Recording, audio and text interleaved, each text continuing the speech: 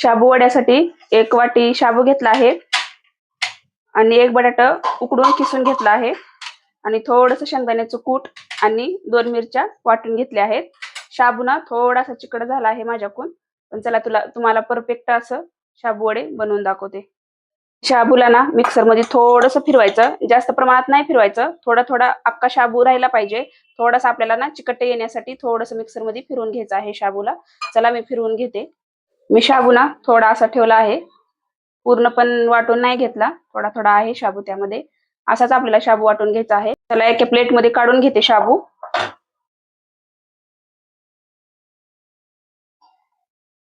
त्यामध्ये शेंगदाण्याचं कूट आणि आपण ना किसून घेतलेला बटाटा आणि 2 मिरच्या वाटून घेतल्या आहेत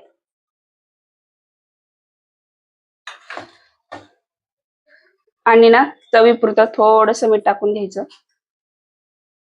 छान असं ना मिक्स करून घ्यायचं, एकजीव करून घ्यायचं पूर्ण.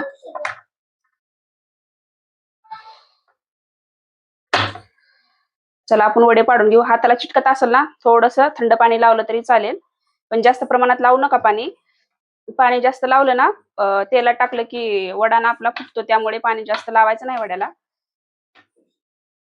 वडे करण्याच्या आधी थोडंसं पाण्यामध्ये हात बुडवून घेते आणि आपले ना वडे करू.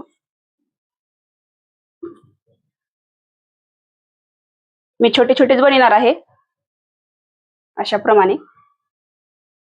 हाताला थोडं पण नाही चिटकत, थोडं पाणी लावलं ना हाताला नाही चिटकत बेटर आपलं. मी चपटेच बनवून घेणार आहे अशा प्रमाणे. चला मी पूर्ण करून घेते आधी वडे, नंतर तुम्हाला दाखवते.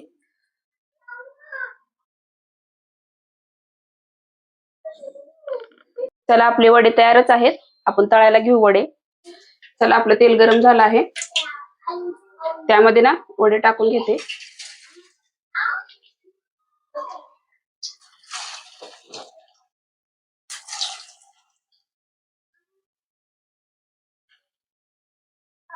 चला आपले छान असं वरचं ना थर तळून झालाय, पलटून घेऊ त्याला. चला आपले छान असे ना वडे तयारच झाले आहेत. चला काढून घेते वडे.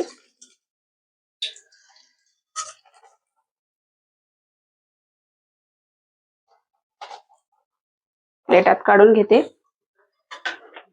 आणि ना दुसरे बी टाकून घेते लगेच.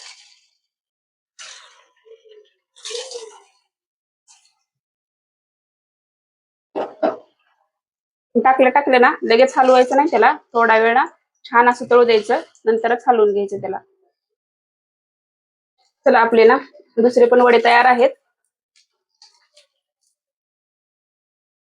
चला आपले वडे तयारच आहेत, तुम्हाला एक कट करून दाखवते. जर आपण तेल पेलं नाही बरं का, छान असं खुसखुशीत वडे तयार आहेत, बघू शकता तुम्ही.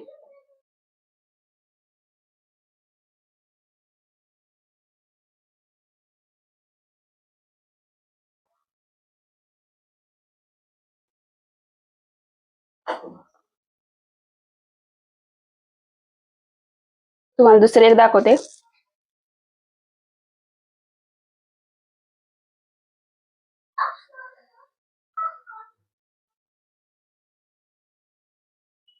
बघू शकता. तुम्हाला व्हिडिओ आवडला तर नक्की कमेंट करून सांगा. चला भेटू अशाच नवीन नवीन व्हिडिओ मध्ये. चला बाय बाय.